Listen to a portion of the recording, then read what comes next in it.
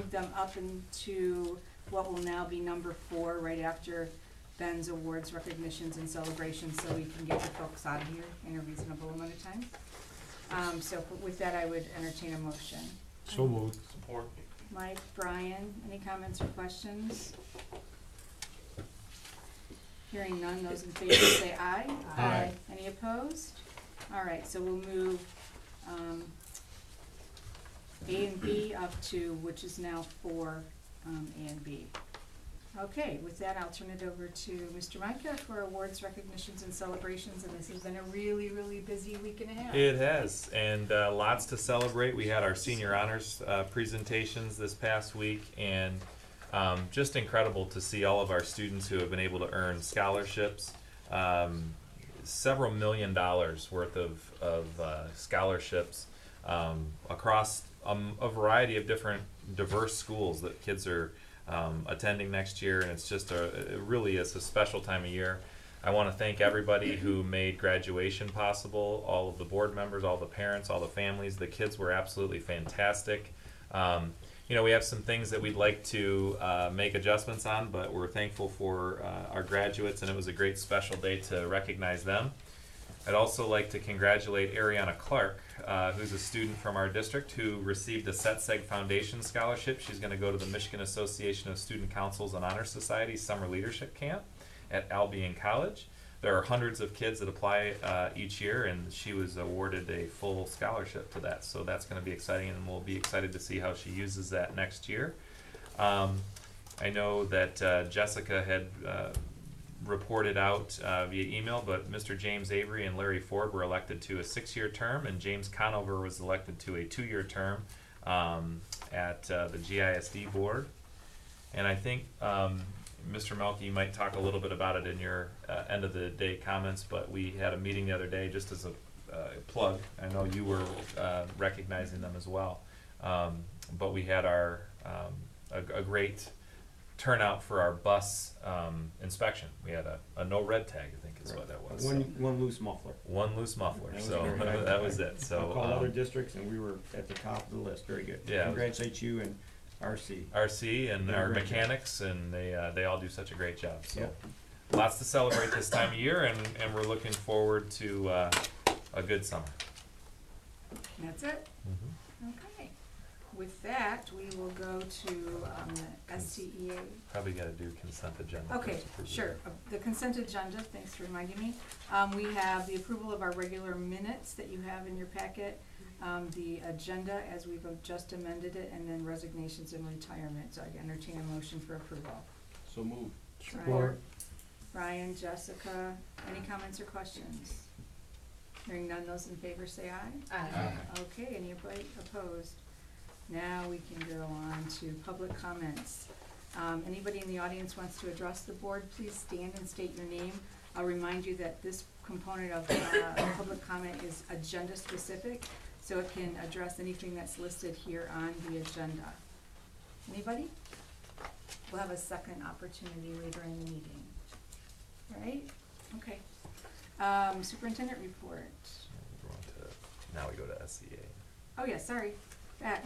We shouldn't be making changes. Sorry. You're good. SCEA employment, who's gonna take that, you or Rod? We'll have Mr. Heatherton do that. Okay.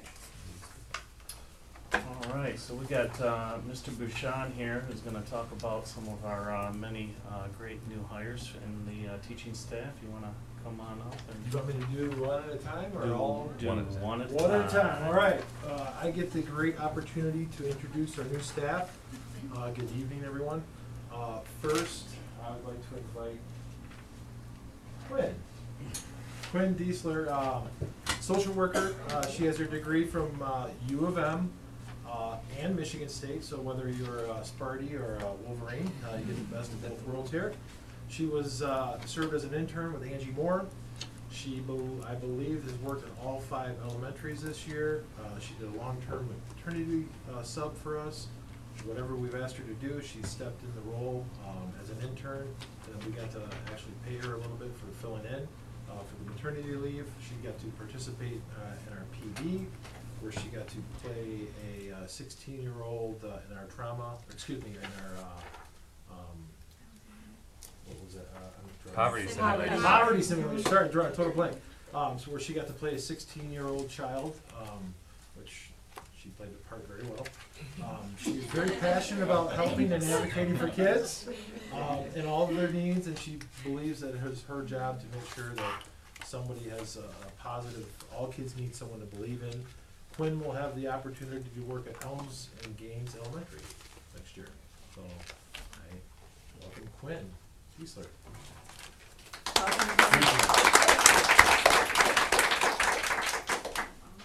Would you like to say anything to the board? Yeah, I'm excited to start to be able to use that trauma-informed care and everything that I've learned in the PD and be able to use it in my own way, in my own setting and things like that, so excited to start my career. Good. Thank you. We're excited to hopefully have you on board. Thank you. Okay, with that, I would entertain a motion to approve Quinn. So moved. Support. Brian, was it Alicia or okay. Be it resolved, the Swartz Creek Community Schools Board of Education approve the employment of Quinn Diesler as a social worker at Elms Road and Gaines Elementary for the 2019-2020 school year as presented. Any comments or questions? Those in favor say aye. Aye. Any opposed? Welcome, Quinn. Thank you. Congratulations. Congratulations. Welcome. Welcome. Good luck to you. Thank you. Thank you.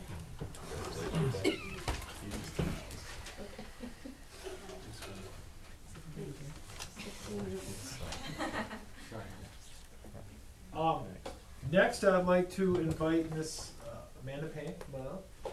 Amanda next year will be a special education teacher posted at Deke Elementary. She currently is working at Lamphere High School as a teacher for autism spectrum disorder. She's also worked at the middle school level and elementary level as a special ed teacher. If I did my math correctly, she has been teaching for 8 years. She's just moved from Southfield area to the Linden Fenton area. And for those of you who know this, fire up chips. She's a special education degree and also with a math background. And for those of you who are the Oakland side of this, she has a master's degree from Oakland University. And one thing you need to know about her is she was the captain of the hip hop dance team. So I'd like to introduce Amanda Payne. Hi everyone. I'm excited, looking forward to getting back into the resource room, and I think it's going to be a great opportunity at Deke, so thank you. Good. Okay, with that, I would entertain a motion. So, Support. Alicia and Mike. Be it resolved that the Swartz Creek Community Schools Board of Education approve the employment of Amanda Payne as a special education teacher at Deke Elementary for the 2019-2020 school year as presented. Any comments or questions? All in favor say aye. Aye. Any opposed? Welcome, Amanda. Thank you.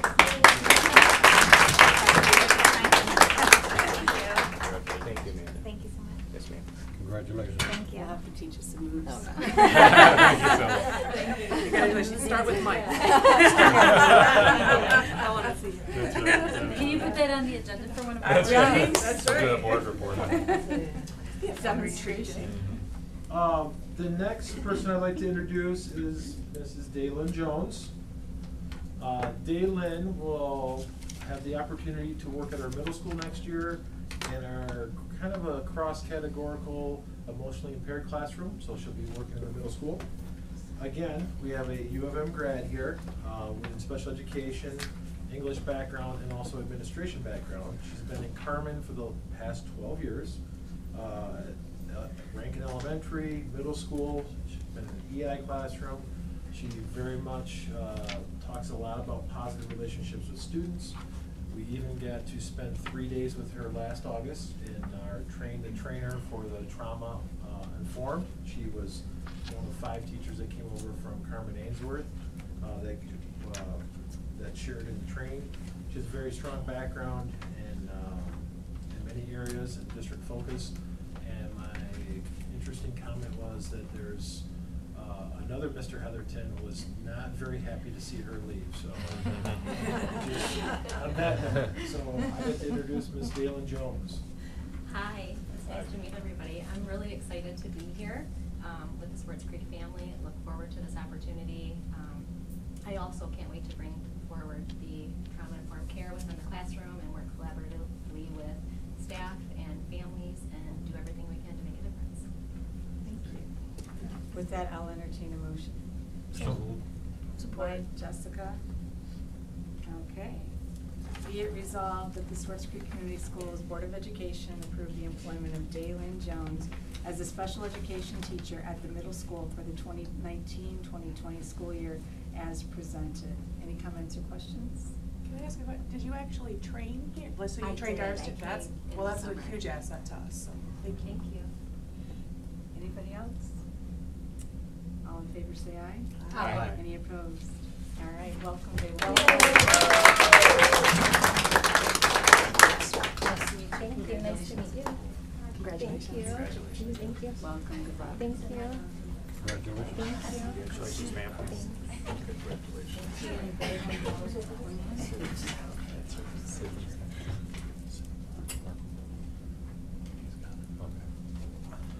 All right. Next person I'd like to introduce is Sydney Markel. Sydney will have the great opportunity to work at our high school. She will be teaching high school Spanish. She has, again, another U of M grad, so those of you like Maize and Blue, we're good to go there. She had the opportunity to student teach with Lisa Mahalchuk.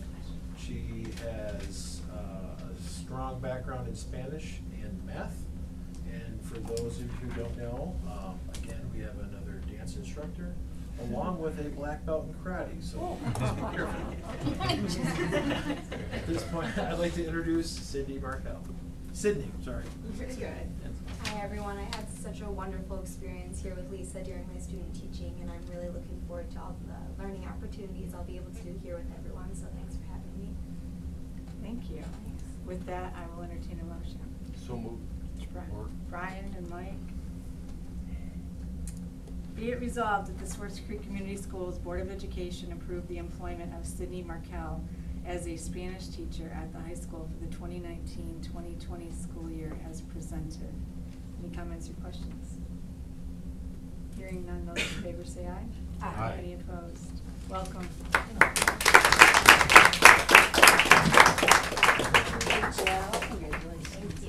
If I remember how to say it in Spanish, I would. But Congratulations. I was gonna say, gracias. Math in Spanish? Practice, sure. Thank you. Congratulations. Thank you. Welcome. Thank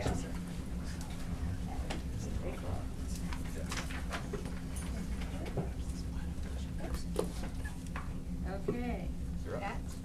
All right, I'd like to bring up Alice Lashbrook to the stage. As you probably have heard, we had close to 100 applications for the principal job at Morrish Elementary, and Ben and I sat in a room all afternoon one day and went through about 25 or so screeners with some amazing, amazing people. And Alice was one of those people, and she moved on to the next round and really kind of blew our committee away with her ability to understand kids, build relationships, understand the types of interventions that kids need. She comes to us as a former science teacher and has many years as an assistant principal experience in Heartland. And Jessica was on the committee, so if you want to say anything else. I do. Shocker! That's how they made it. I know, they were, it's right. No, that, Alice, I so appreciated, and one of the things that I thought was dynamic now, I think, this may be sharing too much, but you were, I think, the only one that really talked about both your family and talking about the personal experience of what the educational experience within your own family with your kids, what it was like is, Rod talked about the relationship with the kids that you engage in, and then when it was time when we said, do you have any questions for us, she was the only one that really took the time to interview the committee and waited and asked for the 3 or 4 of the Morrish staff to answer her questions. I think there were 3 or 4, which was really nice. Like, it was it was the total package, and it was wonderful, so good luck. So we would like to introduce Alice. Thank you, everyone. I'm incredibly honored and excited to be a part of the Swartz Creek community. I've heard awesome things about it. Actually, when I was talking to some of my colleagues down a little bit south about Swartz Creek, everybody had something to say about Swartz Creek. Like, oh, I know someone that teaches here in this building, and I know some. So your reputation precedes all of you already down in Brighton where I live. So I'm incredibly honored to be a part of this family, and I'm super excited. I can't wait. Thank you so much. Thank you. With that, I will entertain a motion. So moved. Brian? Support. Mike? All right. Any comments or questions? Does she live in the area? Do you live in the area? No, but I'm only about 25 miles south of here, so. Not too bad. No, not bad at all. And I don't dance, I'm sorry. Do you sing? Because we do have No, a singing no, community. but I do play instruments, she so was- I She might be able runs, to She and help she's out. was- out of her boot, right? She I did. am out of my boot. She thank did you. go to the University of Michigan Ann Arbor and was I in the did. marching band. I did, I was. Yes. What instrument? I was in the flag corps. Oh, Because I'm a string nice. player, so I didn't have any band experience, but. Okay. Be it resolved that the Swartz Creek Community Schools Board of Education approve Alice Lashbrook as the principal at Moorish Elementary for the 2019-2020 school year as presented. I think I already asked for comments or questions. Okay. Those in favor say aye. Aye. Any opposed? Thank you and Thank welcome. you. Thank you. Thank you so much. Congratulations. So nice to meet you. Thank you. Congratulations. Thank you. Congratulations. Thank you. Good to see you. You too. Thanks. Okay. So although we love all of our new additions, you are free to go if you would like. Thank you, guys. Thank you. And welcome. We're so happy you're here.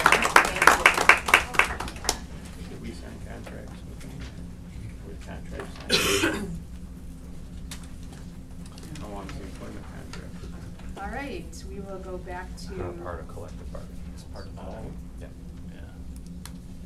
We will go back to which was number 6, superintendent report.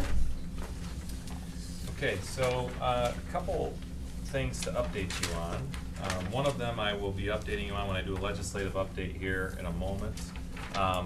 We obviously know that it's been a busy spring. Student parties, end of the year celebrations. Almost every elementary school had multiple of those. Plus the more formalized things at the high school. The middle school had a end of the year recognition ceremony as well, like the middle school actually does an honors night, and then they also do a recognition breakfast where they recognize people who have had excellent attendance, they've had improvement throughout the year, and then also for some academics. And it's nice. It's a nice setting because the middle school parents get to come in alongside the students and have that opportunity, which has been great. We've been heavily involved now that graduation is over and the students have left us. We are in the midst of filling out a lot of reports. There's a lot of federal and state documents that have to be completed over the month of June. Our administrators will leave at the end of this month, with the exception of our district administrative team who will be here through the summer. We're excited about the fall. We had an excellent professional development day on May 31st.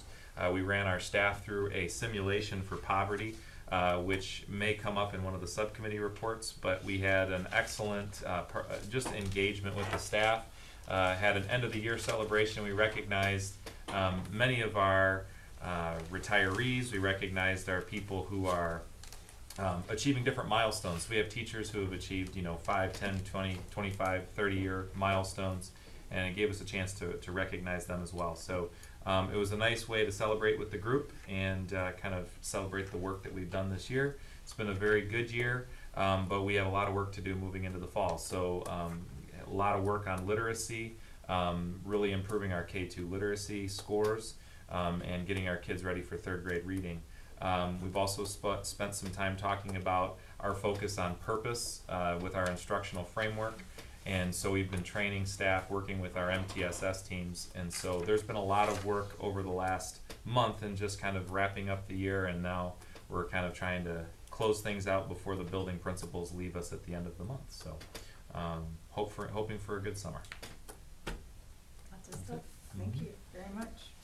Okay, we do have informational items. I don't think we have any non-certified staff this time. Board subcommittee reports. Do you want to go first, Mike? Sure.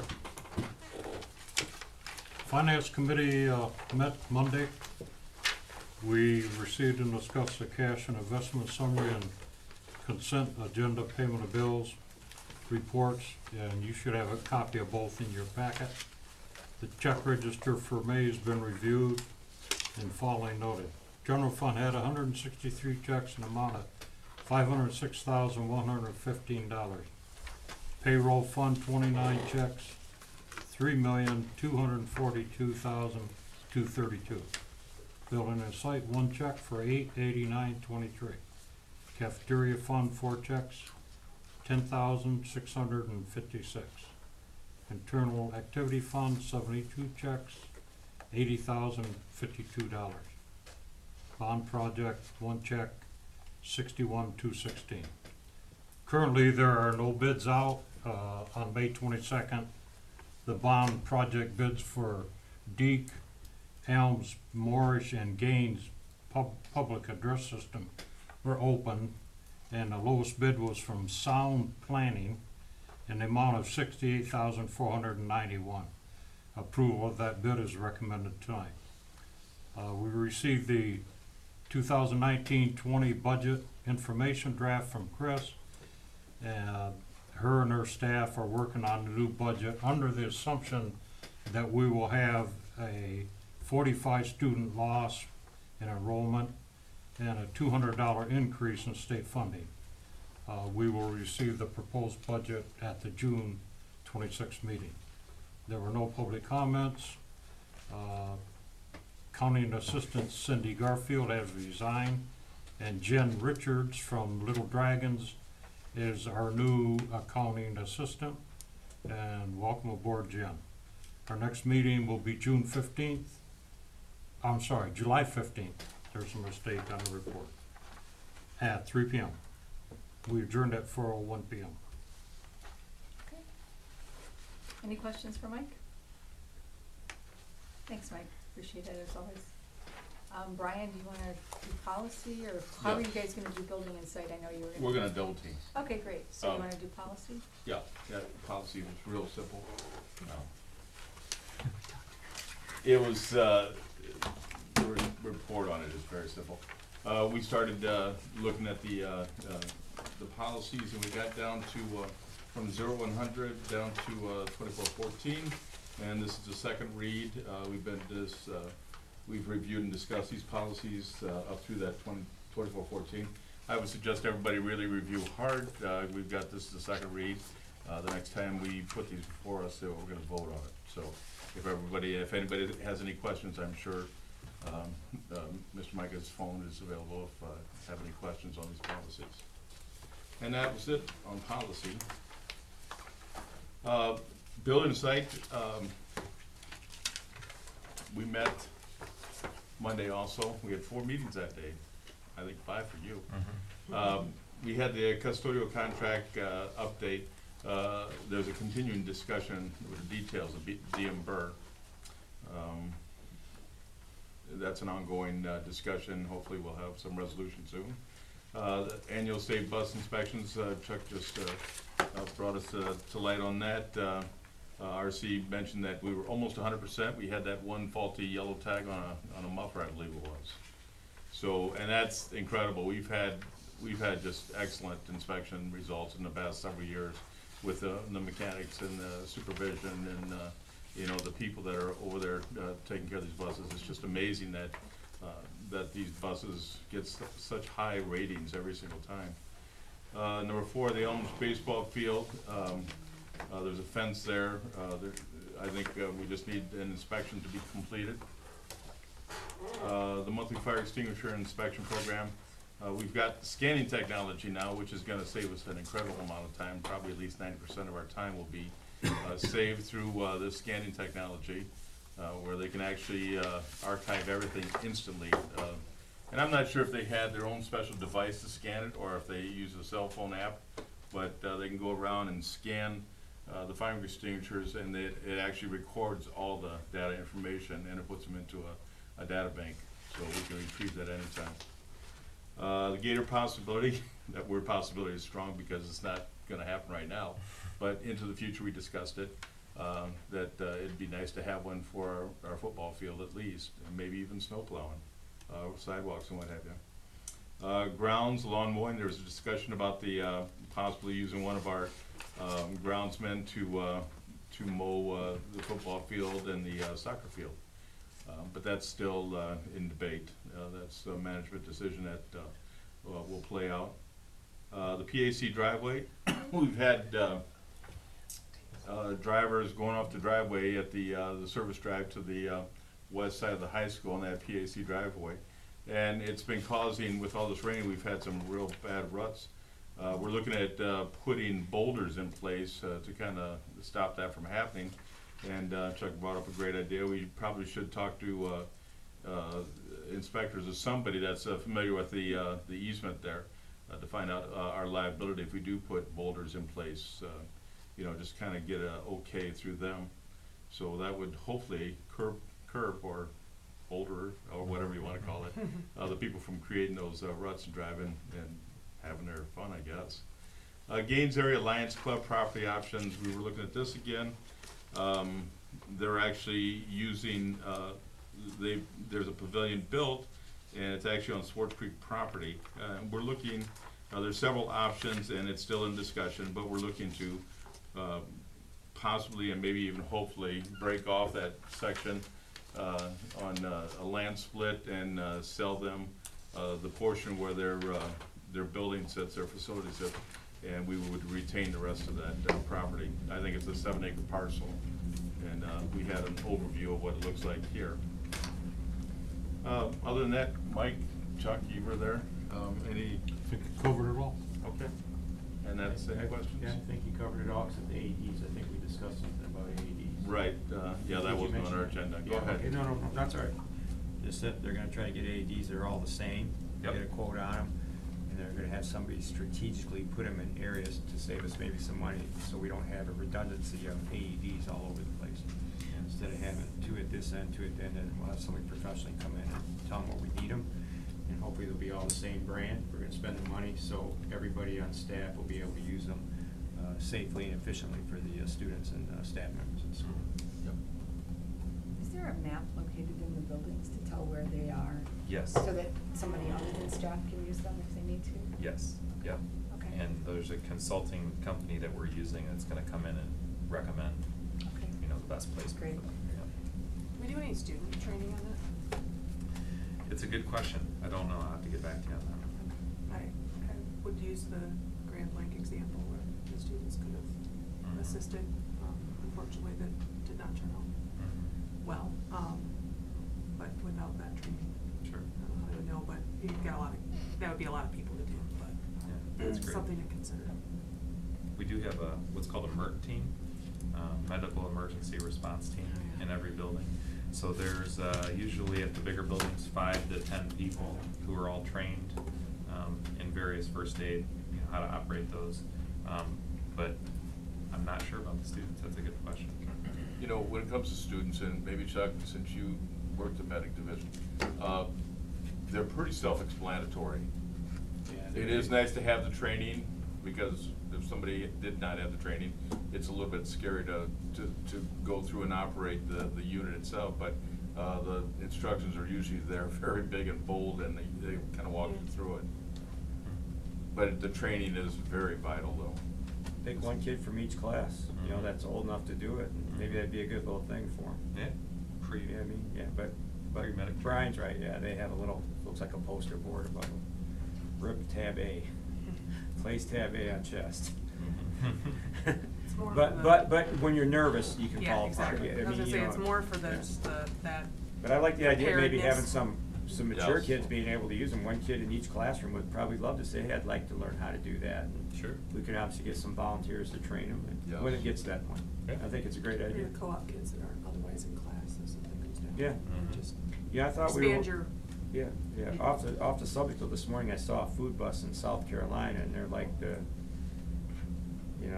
taking all this credit that they've been, working on this, and that they're gonna be the first one. It doesn't even, looks like a piece of crap. Yeah. What's going on with Wait Michael? till they see ours. Yeah, what's going on with Michael? Oh, You're gonna it's bring being that up painted, later? I believe. Okay, good. It's being painted right now, so. Good. I'll see if we can bring him back and do an update. Yeah, yeah, I'd just like to see where we're at. Yeah, At for sure. lunchtime? Yeah. Okay, thanks. Okay, so, I think the last committee we have is academic achievement. So, Rod gave us an overview of the professional development that was held on May 31st. And I don't want to steal your thunder, Rod, but if, there was a 90-minute presentation on the poverty simulation that was referred to, and that people were very highly engaged, and it got good feedback. Is that correct? Yeah, And we- if you want to talk about it a little bit more, because I wasn't able to attend it, but I've heard good things about it. So we split the teams into 2 teams of teachers, about 75 teachers each. There was a 90-minute training in the morning and then a 90-minute training in the afternoon. CEDM was the group, and they said this was their first time doing a double training for a school in the same day, but we wanted to make sure everybody had a chance to participate. About 30 of our staff members were pulled back and trained to be the facilitators. So they were the people who were manning stations like unemployment, healthcare, school, housing, transportation passes, and things like that. So they had about 4 weeks, which was boiled down to 15 minutes was a week, and they had to run through a month in the life of someone in poverty. And they had to run through and get their paperwork and get to all these stations, and it just created a lot of real life understanding of what happens when you're living in poverty and have to go through the system and fill out forms to take care of you and your family. A lot of great comments and feedback. So that was probably the biggest part of the day. As Ben said earlier, we did talk a little bit about our 5D and our MTSS and some of the other things that we're going to be moving forward on. But there was just a lot of, I would say, I've been in Creek for 15 years. That was probably the most engaged PD that I've been a part of. So. Yeah, so thank you for that. And it would be great if at some point, if you were to do something like that again, we could also be part of that, or at least observe it. I know you talked about the trauma-informed care and talking to the team and reminding them about the importance and where we are and where we're going to be going forward. Right, so there's actually a continuum. You don't just become trauma-informed. It's like anything, it takes 4, 5, 6 years. So you can break the stages into trauma-aware, trauma-sensitive, trauma-responsive, and trauma-informed. And so this year we just try to be aware, bringing awareness to people. Next year we're shooting for trauma-sensitive, so we're hoping to make a leap after 1 year and move into the next stage and have a little bit more conversations about that. So we're pretty excited about that, and Derek's 3 new teachers all came with trauma-informed backgrounds, so that was amazing. And we have 25 folks that are trainers, Yeah, right? we have Who can 25 train other folks people. across every building that is a trainer of trainers. So. And I can tell you, because I am familiar with that across the state, this is not normal. I mean, this is so great that you guys are doing this, and once again, you're out ahead of everybody else. So thank you for that. All right, I don't think, you mentioned the 5D rubric, and we talked about that extensively. And there is a recognition that the district needs social workers for students and for the teachers to support them. So we talked a little bit about that. Any questions? Do one more thing. Sure. We also had a Citizens Oversight Committee meeting on Monday night.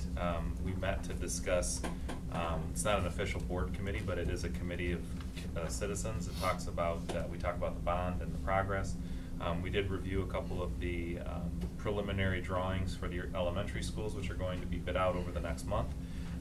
We also discussed some of the things that we've been engaging in right now, which is our fire alarm systems are being installed. Morrish is now complete, Deke is being done. Elms is completed already, and they've done a great job beating the budget on that. We also have a lot of technology that's going to be going in over this summer. Technology is a big thing. Our kids are going to have access to one-to-one computers in every class next year, which is a very important piece. We have security cameras that are being installed across the district. We just got the bids for those. And you're actually, and before you tonight, you see the PA system, which is there. And then a little bit off topic, but I'll try and make it just brief. I forgot to say in my update, the Miracle League of Greater Flint has an official groundbreaking on Tuesday, June 18th. They're building a baseball field. It's going to be the first fully accessible baseball field in Genesee County. It's across the street from the Home Depot on Hill Road, and so 2 o'clock on Tuesday, June 18th, they're having Mundy Township and the Miracle League of Greater Flint is having a groundbreaking, so encourage anybody that can attend. It's actually 2 driveways west of Home Depot. It goes Home Depot, Ossenmacher's, and then the driveway. Okay, sorry, but yeah, It's right sorry. next to, between Ossenmacher's and the But on the same Remax. side. Okay. Yeah, same side as Home Depot, yeah. Awesome. That's it. Thank you. All right, with that, we have some items to discuss, starting with the legislative update and the budget projections. So this legislative update was prepared about a week ago, and so all of it's still relevant, with the exception of the very first part, because I actually have new numbers for the budget, but I'll share those with you. So our budget situation, Chris has prepared a preliminary 19-20 budget. She's closing out this year's budget as well. So I want to talk a little bit more about what happens legislatively. So from a budget perspective at the state level, there are 3 chambers: the executive governor's proposal of the budget, you have the Senate, and then the House versions. And basically what happens is that all 3 groups, they make a proposal, and then there's this kind of bartering period of time that goes on. One of the things that's happened recently over the last few years, we've received what our state allocation per student is going to be, whether we're having an increase or decrease from state aid, which is the predominant source of our funding. We usually get that information before now, so that we can make a projection on what we're going to be proposing for the budget for next year. We're not going to have those numbers because the House just released theirs, which I'll go into here in a second.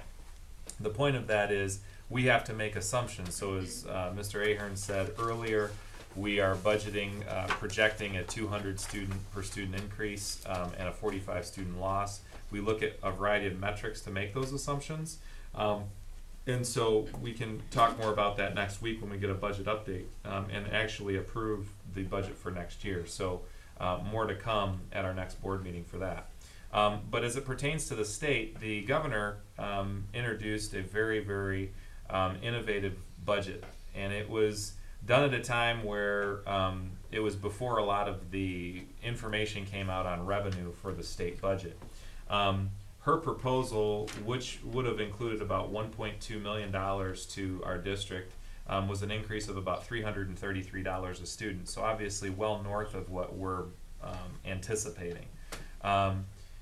The Senate was next, and they came in at slightly less, but at $1.1 million. They were recommending about a $310 per student increase for us, which is significant. But the House budget, which some believe to be a little bit more accurate because it came out after the revenue generating consensus meeting, they're proposing 172. So I feel pretty comfortable with our number. The bartering and the negotiation that occurs between the 3 chambers will happen over the summer. We hope to get budget numbers before school starts, but we don't know how the government will proceed with that. But assuming that we're anywhere, if we're averaging those numbers together, then our assumption is very, very good. It's even if it's slightly lower than the average of those 3 numbers, we're still looking good. So we try to budget very conservatively. We try and not count on money that we don't have, and so that's part of the budget process. So just giving you an update of what's happening across the state of Michigan as it pertains to that. So a lot of the things we do will be predicated on the ability to get an increase in our state aid to keep up. A couple new bills that are being monitored. There's a House Bill 4368 that was just introduced. These bills would eliminate the post-Labor Day start requirement as well as the common calendar requirements. So the common calendar requirement requires that ISDs work together to create some common calendar dates. It really deals with the winter break, the midwinter break, and spring break. Those are the two break periods that they want all schools in an ISD to be the same naturally, because you might have families that are in the county and you want to be able to take those time together as a family. So this is kind of an interesting bill. It does have some legs. Most of the schools in Michigan now do start with the waiver before Labor Day, so it's going to be kind of interesting to see how that is going to work. House Bill 4269. This is going to be an amendment to the Michigan Merit Curriculum requirements. It would allow 21st century skills to count towards what's called the VPAA, or the Visual Performing Arts credit, and world language requirements. So they're constantly looking at how do they help school districts get creative with helping kids get to the finish line for graduation. 4271 would amend the Michigan Merit Curriculum to allow statistics and financial literacy to count for Algebra 2. So right now, all of our students, in order to graduate, you're taking 4 years of math. Usually it's your third year, you're taking Algebra 1, Geometry, and your third year, you're taking Algebra 2. What this is basically saying is you could do more of a financial literacy or statistics course, so that you're still taking math education. It would not remove the 4-year math requirement, but you might take geometry for building trades or something like that your 4th year. So kind of an interesting bill. Also seems to have some legs, particularly in the business community. The House Bill 4282, as the health bill, would amend the Michigan Merit Curriculum to allow students in an approved CTE program to replace the health requirement with at least 30 hours of OSHA training. So if you had OSHA training for 30 hours and you were in a co-op or some sort of a training program like that, it would omit the health requirement. The challenging thing with this bill, and where I think it's going to meet some resistance, the requirements of what we do in health, such as providing an opportunity for first aid, providing an opportunity for basic CPR, those are things that are still requirements. So if the kids don't get those in health class, what other class are they going, where else are they going to get them? So they need to clean that up a little bit. There's some additional things in here about media specialists and school libraries, and there's a bill out there to eliminate the ACT work keys, which has bipartisan support. I have no doubt that they will do that. The PA 11, which is what allowed us to be able to not have extra days to make up, was recently signed into a law which gave anytime the state issues a state of emergency, any school that's canceled during a state of emergency is exempt from the days in which we would have to be required for seat time. And the teacher evaluation bill, which includes administrator evaluation, moved from 40% for student growth to 25% for this year. We'll see what happens next year, as that one's kind of hanging out there. And then the last one that may be of note, House Bill 4075 would add school bus purchases to the allowable uses for voter-approved sinking funds. So that could potentially have an impact on us as well. So several bills that we're monitoring, and I will keep you updated as those things change. Any questions for Ben?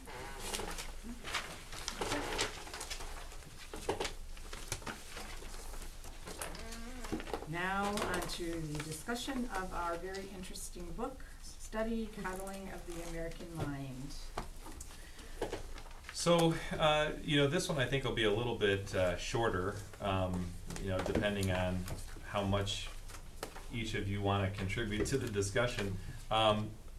In Chapter 5, really dealing with the title of Chapter 5 is Witch Hunts, and really what that deals with is society seems to have a very sensitive overreaction to things that they may not want to hear, or things that are difficult to hear. And so as a result of that, it's created a difficult environment for the exchange of free ideas and sharing of ideas. And so in school, one of the things we do is we talk about the constant need for kids to be able to test their ideas. So when students are in a class, a government class for example, it's imperative that the instructor in a very non-biased way introduce opportunities for kids to debate and dialogue on topics because it allows them to refine their minds in being able to defend a position, come up with a claim, and being able to support it. But what we're seeing in society, interestingly, is that there's this call-out culture, is what it calls for, and people who don't agree with somebody or a particular point of view, try to literally ruin people. So it's just kind of an interesting chapter on that. So, any thoughts or discussions on that? My only, in reading it, understood it and then found it ironic that we move into the next section into the impact of social media. And I feel like we have a lot more grouping and public outcry when people can hide behind. I don't mean to say hide behind, but there's not as much face-to-face interaction with that, arguing your point. It's a lot easier to do, or it seems more common to do by keystroke. And I think, again, in a few chapters when we get to that point, that is an interesting dynamic, because many of the things that we've been taught in terms of normal social etiquette, you would never say some of the things that you would see on a social media site if you were face to face, because you have to deliver that to the individual, So, I guess we can go on. To polarization cycle. But my ultimate question is going to continue to be, how do we integrate this with the kids in school? How do we have these discussions? Where can they have those conversations? Well, not to talk about it now, but that's what I keep wondering, is where can they have these kinds of conversations so that they're more aware of what they do and what they say, and how they think critically, or how they listen. I think there needs to be a big shift in terms of when we talk about education, especially today, should not be teaching kids how to think, or I reverse that. It should not be teaching kids what to think, right? Your opinions as an individual, especially if you're the teacher, it takes a lot of skill to leave those opinions at the door. Your job is to try and help kids learn how to think, to be able to think dynamically across a variety of different topics. And I think one of the things that we're seeing is that that's an unsafe thing for some of our teachers to do. And it's robbing some kids, and I'm not just talking about Swartz Creek, I'm talking across. And what they see in this chapter 6, talking about the polarization cycle, we have seen where a large number of people who are probably in kind of the center here, people are really forced to pick sides and take positions instead of being able to disagree in a way that brings about a community. Not everybody in this room at this table right here agrees on everything, but we can still engage and work effectively and do things that move our district forward. And I think that's something that is a great thing that we have to show and model, but that's not what kids are seeing when they look at TV or different things that are going on in government or anything that's happening across whenever you look at a headline now, we are very polarized. And so how do we teach kids how to engage with those that we don't agree with in a respectful and meaningful way? Focus on our commonalities. Yeah. That's great. And I think also being leaders, role models, and showing that kind of respect for one another, even with diverse, changing, different opinions, being a role model. When we get into the next few chapters, we're going to get into hitting to some hard things like anxiety, depression, some of those things that a lot of our children are facing. And so if you ever have any questions or comments on the book, feel free to let me know, and we'll take a stab at the next 2 chapters at our next meeting. Thank you. Okay, Neola policy package, our second reading. All right. So at our policy committee, we reviewed the package fairly in fair detail. We went through 0-100. We made it down to 2414. And so basically, what we did is I provided a recommendation. The board committee talked a little bit about what they'd like to see. One of the things that we had a fairly decent discussion about was the drug-free workplace piece and how we will manage that. Obviously, there's new things that used to be considered illegal substances that are no longer illegal in the state of Michigan. So how do we manage that from a staff, student perspective? Obviously for students it's illegal, but you know, what about somebody who has a rightful prescription or things like that? And so Neola is really working on trying to provide some guidance, and there's some good options in there. So I encourage you to look at those. I will, at our next board meeting, when we do a final read, I'll do a quick cursory walkthrough of any of the options that are there. But if you have any questions, you know, now you can ask now or reach out to me at another time, or anyone on the policy committee. So far, we don't have anything that's going back to Neola or to our attorneys, correct? No, not on this yet, no. The last package we did was several months ago. I will say that we do have a couple, well, it looks like we're gonna talk about it here in a second, the financial policies, but nothing from Neola at this time. Okay. Any questions? I would encourage everybody to look at the policies, because our next meeting, we are looking at them for a final time and voting. Several of them are just language changes by law. Exactly. Or removal of language. All right. Financial policy. This is our final read, right? Yeah, so presented this at our last meeting. These are very small. These are recommended by our attorney as it pertains to purchasing through cooperative bidding process. So many times municipalities or local school boards, we have the ability to purchase in a way that saves the district some substantial funds by leveraging cooperative bidding. So for example, there's a process called REMSI where we might be able to purchase paper or school supplies for students or teachers, and sometimes technology is included in that, and they put those bids out across the state. So if you're a vendor and you're trying to sell reams of paper, yeah, I kind of liken it to going to Sam's Club. Obviously, if I go to Sam's, I can get a better deal on pickles than I can if I go to Kroger, but I need to make sure I need like a ton of pickles, right? So as a school district, we're buying a lot of paper, we're doing those types of things. You can get a lot of great deals if we go through REMSI. So it also includes things like My Deal when you're buying vehicles and some of the vehicle purchasing sites through the state. And so we just, the attorney had recommended that we do some of those things, particularly on policy 6320. And just as a reminder, policy 6220, our budget, according to the latest guidance from the Government Accounting Standards Board, we are really providing budgets for special revenue and general fund only moving forward.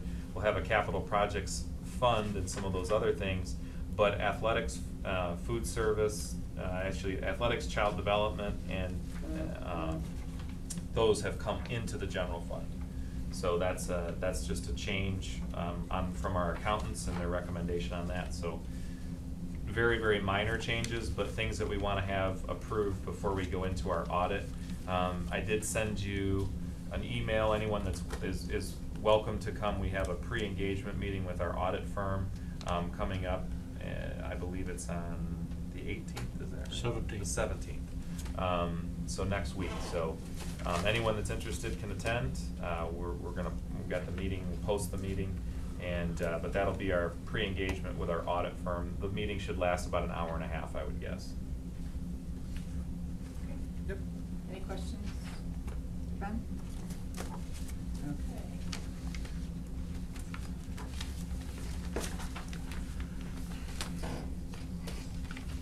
Now we have our remaining board action items. we've already addressed the employment, so we'll go down to C, which is the annual renewal of district administrator contracts. Are you gonna go through each one, or, no? Okay, so with that, I would entertain a motion. I move to accept as presented. Alicia, Support. Mike, any comments or questions? Okay, hearing none, those in favor say aye. Aye. Any opposed? All right. Now we're going to the approval of the PA system bid for the elementary schools. So, I just wanna clarify, I think, Mr. Ahern had mentioned the number 68,000 on the bid. If you see in your packet, the 68,000 is a correct number, but that would have been to replace just the speakers and use existing wiring. Some of our existing wiring in those PA systems are 40, 50 years old. So the actual bid is 98,000 to do a complete redo. So they're basically gonna wire those, put the new speakers in. The great news is even at that 98 or 94,000, sorry, 94,000, the budget for those school buildings at that rate was 210,000. So we're over $100,000 below budget projections on that. So that's a great thing to save some money in that area. If you're interested, I don't know how much of you want to nerd out on PA systems, but I do have the, this is the literature from Bogan Communications. This is going to be the model and the solution for our PA system. So if you are interested, that's there for you for your consideration.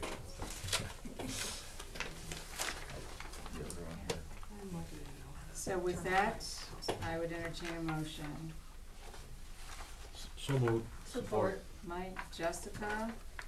Be it resolved that the Swartz Creek Community Schools Board of Education approved the PA system bid from Sound Planning for Moorish, Deep, Elms, and Gaines Elementary Schools in the amount of $94,360.35 as presented. Any comments or questions? Yep, we're doing the 4. They were engineered and designed prior to having that, and then we'll do Cyrene and the middle school, high school, as those are ready to go. Any other questions? Hearing none, those in favor say aye. Aye. Any opposed? Okay, now we have the financial policy items, 6220, 6320, 6440 that Ben just referenced. And I would entertain a motion for approval. So moved. Support. Let's see, Alicia, and I think I heard Jessica. Or Mike? Okay. All right, be it resolved that the Swartz Creek Community Schools Board of Education approve the financial policy items 6220, 6320, 6440 as presented. Any comments or questions? Hearing none, those in favor say aye. Aye. Any opposed? All right, and finally, we have the MHSAA 2019-2020 membership resolution. This is an annual resolution that we do. It's a requirement from the Michigan High School Athletic Association to remain a member. We do this every June, and this is just accepting that we want to remain a member school.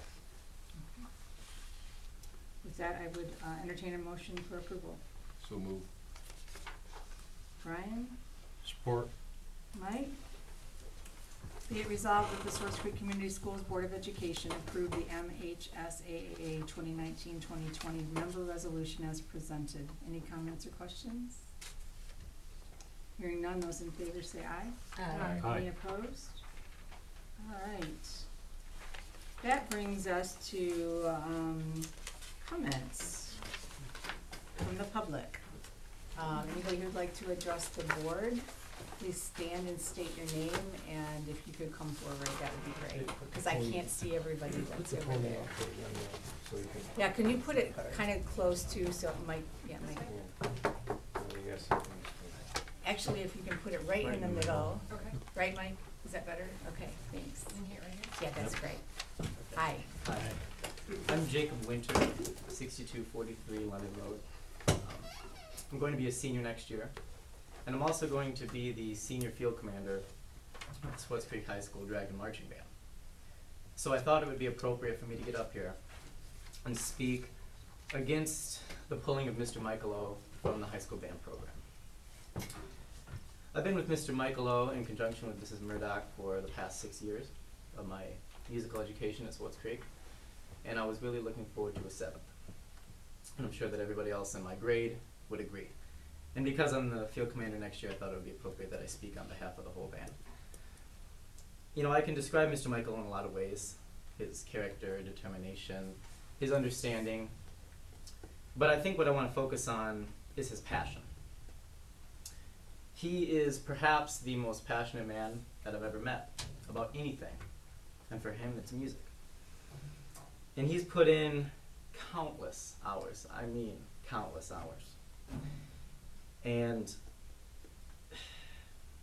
he's been here over 2 decades. And he's had consistent success in his career. And really, I think better put, he's led the students to consistent success.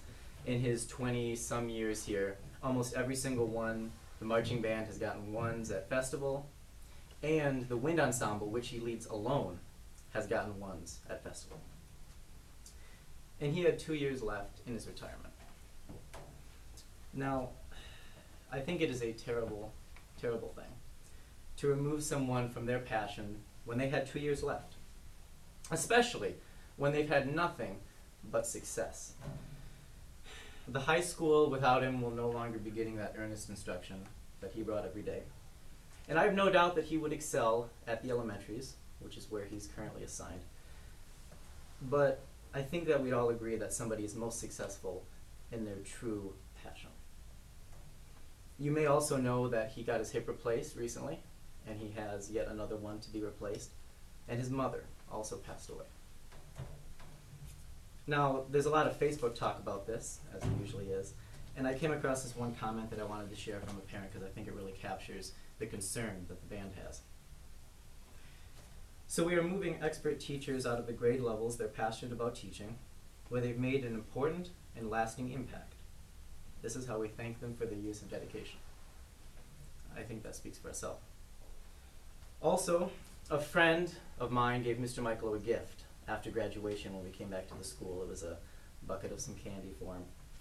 And she talked to me later, sent me a text, and said, "It literally broke my heart when I gave him that gift after graduation. The pain in his eyes was enough to make me cry. I haven't stopped thinking about it since." And on the final day of school, when he announced this officially to all of us in the class, and he told us that we were the greatest people on the face of the earth, and he wasn't going to lie and say that his heart wasn't broken.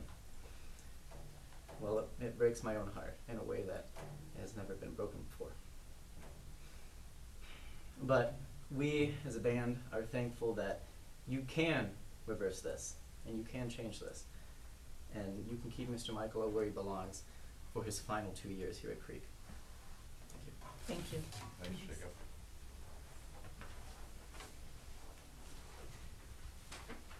Well, I don't think I can top Jacob. I'm Kim Colmer from out in Gaines. I've had 3 kids go through the music and band program. I don't know, I'm just looking at your thing here, and your number 1 thing down here is a student-focused decision, and Jacob said it best. This is a man full of passion for those kids, and the thing that my kids learned from him goes way beyond music. The discipline, the leadership, encouraging kids to do things that they never thought that they could do. It's really, really incredible.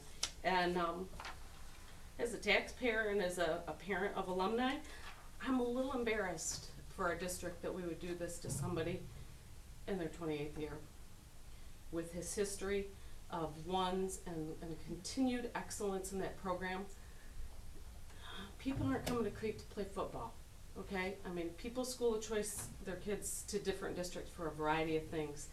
And personally, band and music and fine arts is one of the reasons that I would choose if I were a parent to move my kids. And I think it's a real disservice to our district if we do this to Mr. Michael. Thank you. Thank you.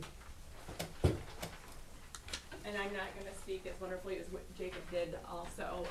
My name is Chris Taubitz. I'm from Mundy Township. I've been a member of this community for 22 years, and I've had 7 children that have gone through various levels of Creek.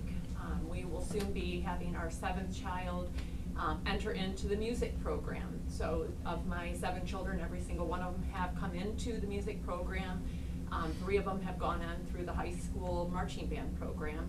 One of them went all the way through from 6th grade through senior year under the instruction of Mr. Michaelo. And to this day, he graduated 10 years ago, still considers Mr. Michaelo a friend.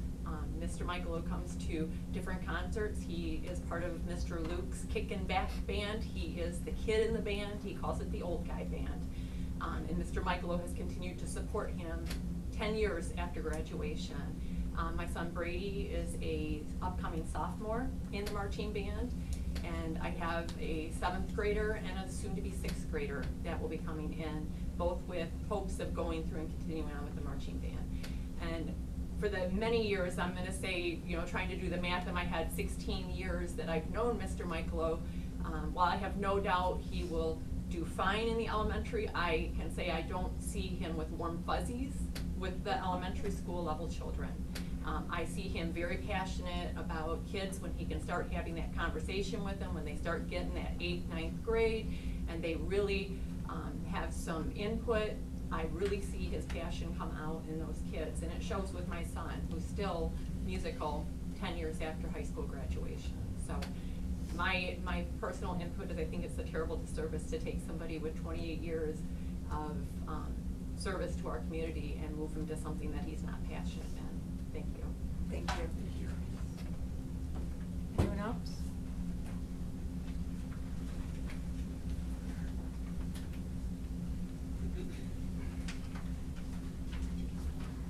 My name is Kim Winter. I live at 6243 Lemon Road. As many of you know, Jacob's my son. But I just like to say, I think a lot of people don't understand the close-knit group that the band is. And most of these kids have had Mr. Michaelo and Mrs. Murdoch for, you know, since they were in 6th or 7th grade. And there's a bond there now between these kids and those teachers. It's not just like you go to this teacher and then the next year you have another teacher.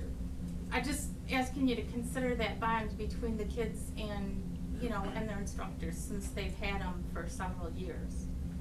And I would also like to say that Mr. Michaelo is a wonderful teacher, as is Mrs. Murdoch. Thank you. Thank you very much.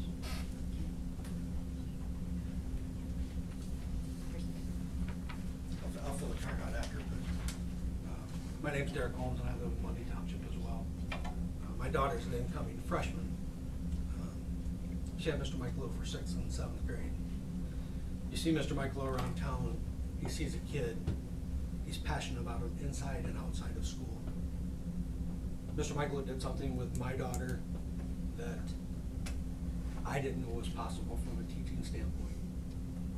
He took a child that had very low self-confidence.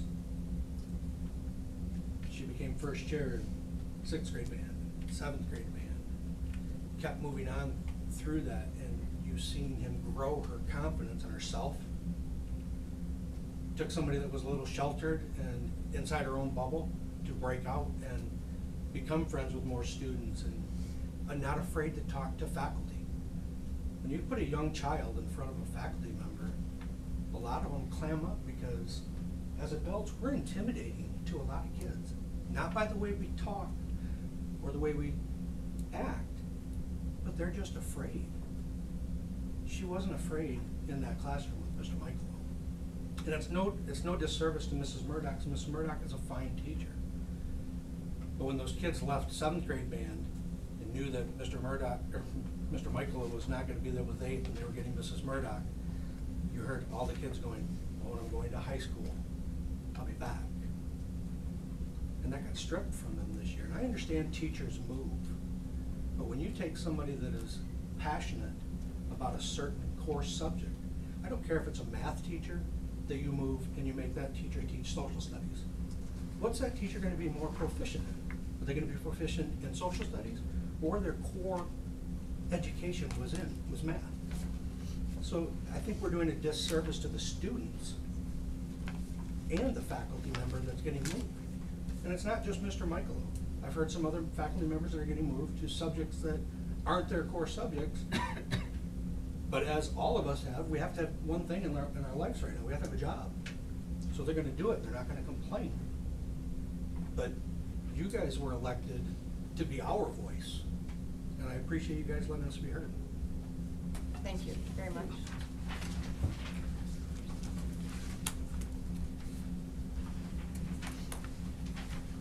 Hi, my name's Nicole Jones. I'm also from Swartz Creek on Seymour Road.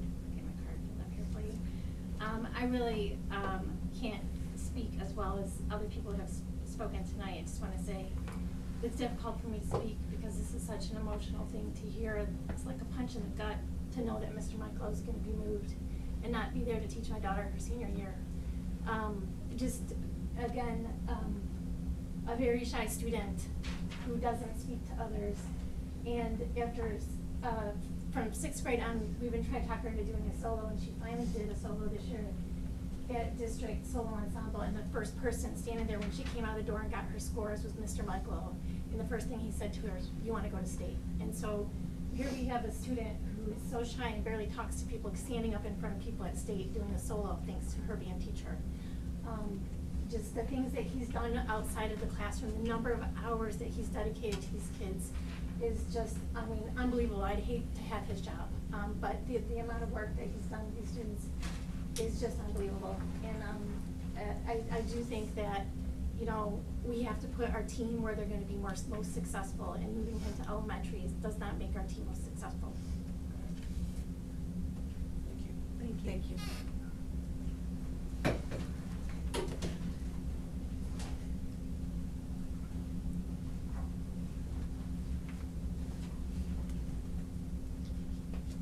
My name is Pamela Schaefer. I'm from Gaines. I had 2 children who went through the band program as well and were very successful with Swartz Creek Community Schools in many ways. So I'm a parent who's, you know, just proud to be a part of this community. Was always proud to be a band parent. Know Mr. Michael very, very well, as my children do. I have not heard one word against him.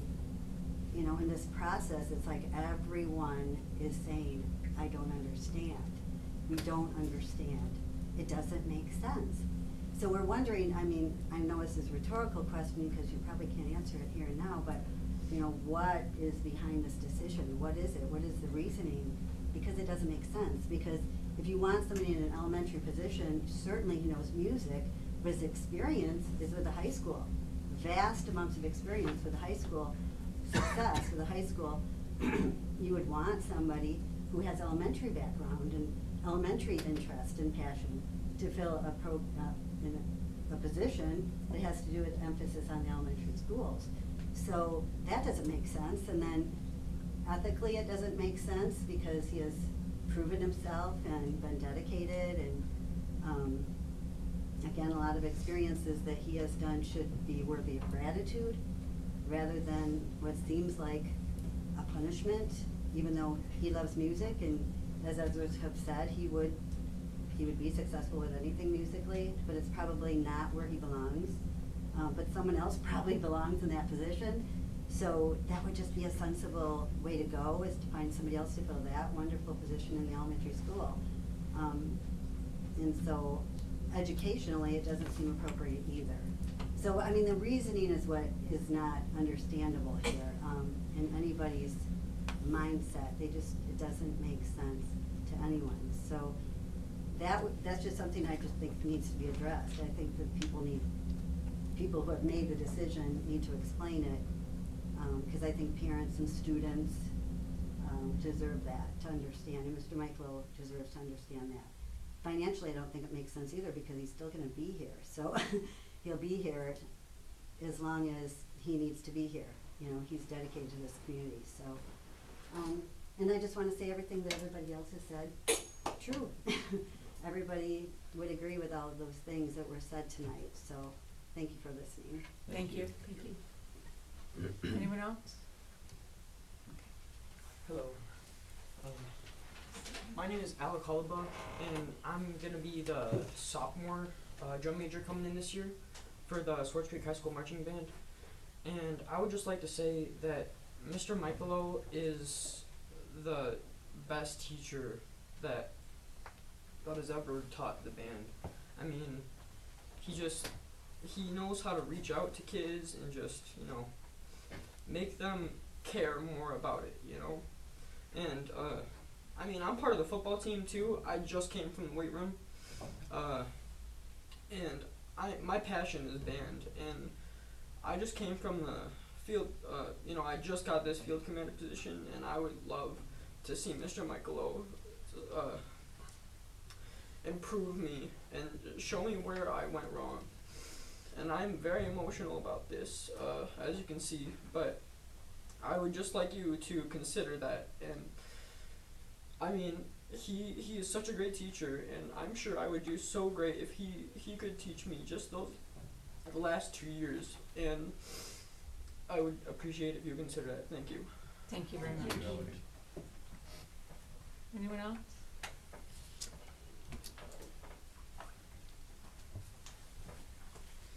Hello, I'm Lori Graves, and I am from Swartz Creek, Seymour Road.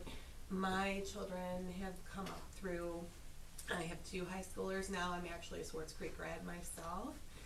And one of the reasons that we came back to Swartz Creek after moving away when we wanted to raise our kids here was the community, the positive schools, and Mr. Michaelo has been a part of that, huge part of that. My daughter's in band now, and has had him 2 years now, as well as marching band. And I really just want to second everything that everyone else has said. I'm in total agreement with that.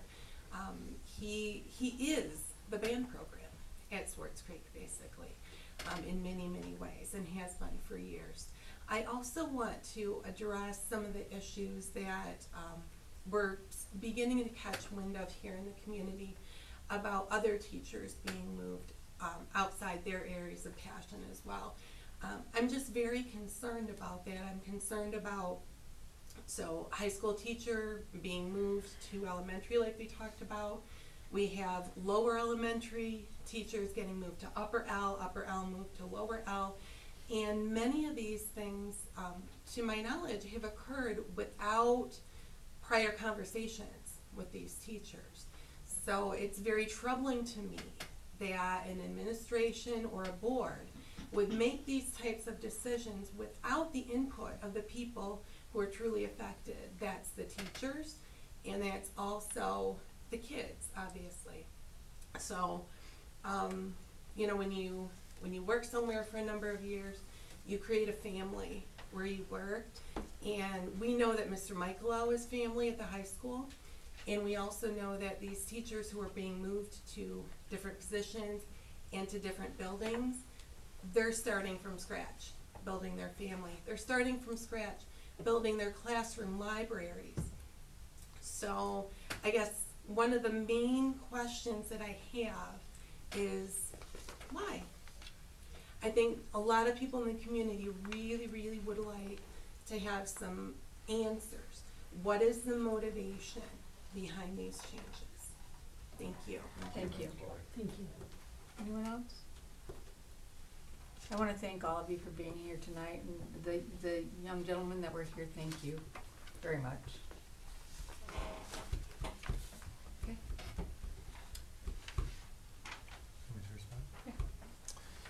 I appreciate everybody's comments. I want to go ahead and just clarify a couple things. First of all, I'm more than welcome. I always have an open door. People can come and talk to me at any time. I want to let the board off the hook on this. The staffing of district personnel, we have almost 500 employees, is not something that the board decides. They don't deliberate on it because that would be an impossibility. So when we make decisions for staffing, We literally sit in a room of 20 administrators, and we consider board goals, we consider district goals, vision and trajectory. We consider a variety of things. This year we actually have fewer teachers that have moved placements than in a traditional year. Every year I would say about 10 to 15% of the teaching staff or paraprofessional support staff, administrative staff are going to switch for a variety of reasons. It could be numbers of students in a program. It could be certification issues. It could be a variety of myriad of things. But those things we are prohibited from speaking about to community in a public forum. It would violate not only our collective bargaining agreements, it would violate the privacy of that individual, and we would be breaking several personnel laws to do so. So it would be inappropriate for anyone to comment on an individual and in that situation. With that being said, I am more than happy to talk through our staffing process, how decisions are made, why certain decisions are made, as so long as that we protect the identity and the confidentiality of our employees. But we're happy to discuss those things, and anyone interested is more than welcome to reach out to me. Thank you. Comment to the trajectory of the arts program. Yes, so actually this next board meeting, there was a request to have a presentation on our band program and our music program as a whole. We are going to be doing a board presentation. It'll be on the agenda for our next week, not next week, our next board meeting, and we'll be sharing some of the vision and future trajectory for our music program. We are going to be expanding opportunities for children, and so we're excited about it. And while I know not every decision that's made is one that will be a popular decision, there are reasons for everything that we do. And I cannot get into the individual person of any teacher or any administrator or any staff member because we're not at liberty to share that confidential information. But I can tell you that we are very excited about some of the things we have in store, and at our next board meeting we will share some of the exciting things that we're planning for our music and band program in particular. I just want to make a comment. So as a board, we have to stay in our lane in what we're responsible for and what we do. And we hire our superintendent, we establish policy, and we're responsible for our budget. We delegate the authority to Ben to manage the personnel assignments, and we trust in the administrators to do that. So I appreciate what you do, Ben. I know it is like a war room with all of the changes and everything that you have to look at with a goal of making sure that our students are getting the best education possible. So I just want to thank you and the other administrators, and I know it's not an easy job, and it opens you up for question and criticism. But as a board, we know where we stand, and we will support you. So, any comments or questions from the board? I think we're at that point. Mr. Mike, I appreciate your response, and very heartfelt and genuine, and I truly appreciate that and everything you do. And for all the speakers, I truly appreciate all the heart that I've seen here. And believe me, we feel the same passion about all of these things that you do, and we look for the best in all of this, and we rely on the best practices and best decisions made here through the selection process. But I truly appreciate your time, your effort, and your passion in speaking. That truly meant a lot to me anyway. Anybody else in Yes, general? I have a comment. I want to say that I don't know the band teacher that you're talking about or instructor, but obviously he seems to be well liked and loved. I'm new to the board. I don't agree with some of the things said earlier, but I do agree with Ben on a few things, and that is that if you have a comment or a concern, you should go to him. And I know that some people think boards have a lane, and I'm okay with it, but you can always contact me, because if you're not happy with the superintendent or an administrator, that's what this board does, along with fiduciary. It does administer our administrative staff. That's what we're here for. So we're here for you, like some people said. I'm not saying this to suck up to anybody, but if you have a concern, then you need to maybe reach out to a board member. But I think Ben, overall, could probably solve most of the issues if you give him a chance to explain it. because I don't know what the issues are. Ben said at the beginning, this is the first I heard about it, except I got a couple of emails on my email this morning about it. So I think that there are avenues, but the first avenue and the right avenue to do is to contact the superintendent or his designee on that, or a department head if the band member has that, and then kind of work your way up the chain. But Ben would be the person to talk to, and then see if you can get, I'm sure, a good answer, and Ben will explain his way. And we are here to support him because he has to run the school district in an orderly manner. It would be chaos if every time somebody was moved, everybody got in a fray like. So I think that to the public that came, please go to the superintendent. If you have concerns, then you can reach out to maybe a board member if you know one of them. Anyone else? General comments or questions for the evening? No? Okay. I do wanna say one thing. I do, much like what Brian and Chuck said, I appreciate public comments and interaction and knowing what people think and feel. I have kids in the band, and I do know that change, whether it's that or anything else, big changes can be scary. Sometimes I know to try to have an open mind, of not quite understanding why things work, but doing our best for them to work well. And trusting, I was talking to somebody the other day, and we were talking about like this here, that really, and it truly is evident behind the scenes, like when we work in the committee meetings, the very number one priority is the kids, our students first, and our staff second, and the district overall like third. So it may sometimes not seem like it on the outside, because we're uncertain, we're used to something that is comfortable. Yet the staff here has continually shown that our students progressing is really what's important. That's the intention behind the decisions that are made, and I appreciate that. I would say well said. Okay. Anyone else?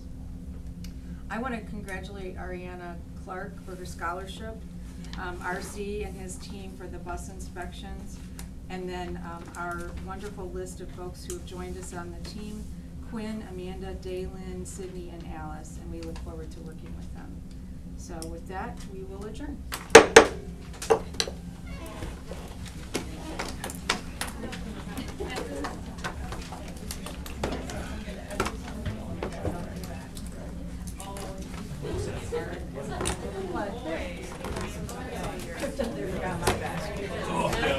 Yeah, I hear you. Doug, how are you? Everybody cleared our praise man.